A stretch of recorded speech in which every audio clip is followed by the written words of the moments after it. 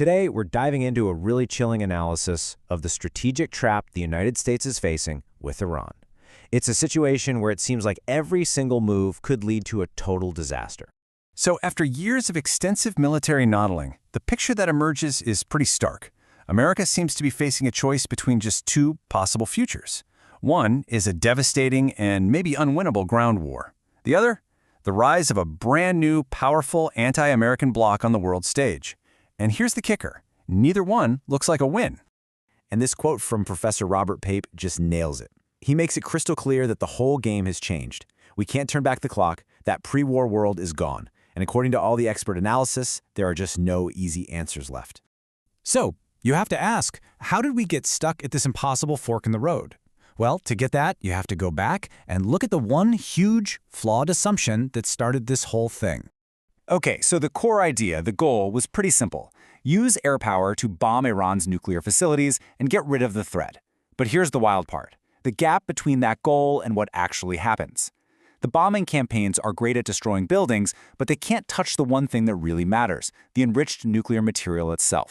Professor Papa has this fantastic analogy for it. He says it's like panning for gold. Our bombs can destroy the industrial buildings, that's the pan, but they can't destroy the enriched uranium, which is the gold.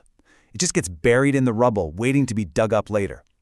The bottom line is, the real threat is still there. And this isn't the first time we've seen something like this. A really similar thing happened back in Vietnam. The US military was able to knock out over 80% of the Ho Chi Minh Trail, but they could never, ever get that last 10 or 20%. And that tiny bit that survived was enough to boost morale and completely re-energize the enemy because they knew they couldn't be totally beaten. So instead of making Iran weaker, this whole can't-win strategy has just completely backfired. It's unintentionally handed Iran a ton of geopolitical power. Let's break down how that actually works. The key to all of this power is Iran's control over the Strait of Hormuz. I mean, look at this. A staggering 80 to 90% of all the oil going to Asia has to pass through this one narrow channel. This isn't just important, it's one of the most critical choke points for the entire world's energy supply. So, just by threatening this one choke point, Iran gets what experts call geopolitical leverage. Basically, it's the power you get to influence other countries because you control something they absolutely need. And believe me, Iran is using this power very, very effectively. And this isn't just theory, okay? We're seeing the real-world fallout. America's allies, folks who have been with us for years, are starting to shift. India's deciding to stay neutral. Japan's backing away. That coalition of Gulf states that was supposed to counter Iran, it's falling apart. And get this, Saudi Arabia is now looking to Pakistan for security, not the US. Which brings us right back to that fork in the road. Okay, so what about path number one? A full-on ground war to try and grab that uranium and take back control of the situation. And let's be clear, this would be anything but simple. It would mean massive, incredibly dangerous amphibious operations. We're talking about landing troops from ships right onto the hostile mountainous coast of Iran, probably under heavy fire. I mean, it's some of the toughest terrain on the planet. And this is the trap.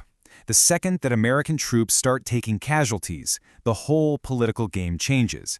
The pressure from the public to honor the fallen, to make sure they didn't die for nothing, becomes immense. It makes it almost impossible for any president to withdraw.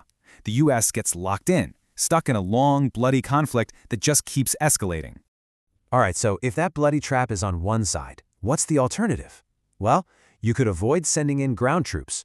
But according to the analysis, making that choice creates a whole new, and you could argue, equally dangerous situation for the world. This slide really lays it out. If the US decides not to go in, Iran is basically free to team up with Russia and China and create a brand new anti-American coalition. The world essentially goes from having one main power center to having a really clear, coordinated opposition. And this new alliance, wow, they would have a ton of economic muscle. Just look at Iran and Russia together. They control almost a third of all the world's oil. They could work together, take that oil off the market, and cause massive economic pain for America and Europe. And look, this isn't just some what-if scenario. The instability is already hitting people's wallets right now. Gas prices in a major city like Chicago have already jumped by $1.50 a gallon. So you've got two pretty awful options on the table. In response, the U.S. has tried using threats to change things up, but Pappy's analysis shows this has just poured gasoline on the fire. The president made this, well, just an unprecedented threat. Professor Pape actually calls it the most declared statement of genocidal intent ever made by an American leader, especially because the U.S. actually has the nuclear weapons to back it up. But instead of scaring the Iranian regime, it did the exact opposite. It actually united the Iranian people, even the ones who oppose the government, against a common enemy. Now, the pro-democracy movement in Iran sees nuclear weapons not as a tool for their own government to oppress them, but as their only shield, their only way to survive. And all of this leads to a pretty shocking conclusion from the analysis. Even though the president doesn't want a ground war, the dynamics of this whole trap are so powerful that there's an estimated 70% chance he gets forced into one anyway. Not because he wants to, but because the trap itself forces his hand. So that leaves us here, with this really unsettling final question. In a fight where there are no clear victories, just different kinds of disaster, what does winning even mean? When every single path leads you right into a trap, what does a win even look like?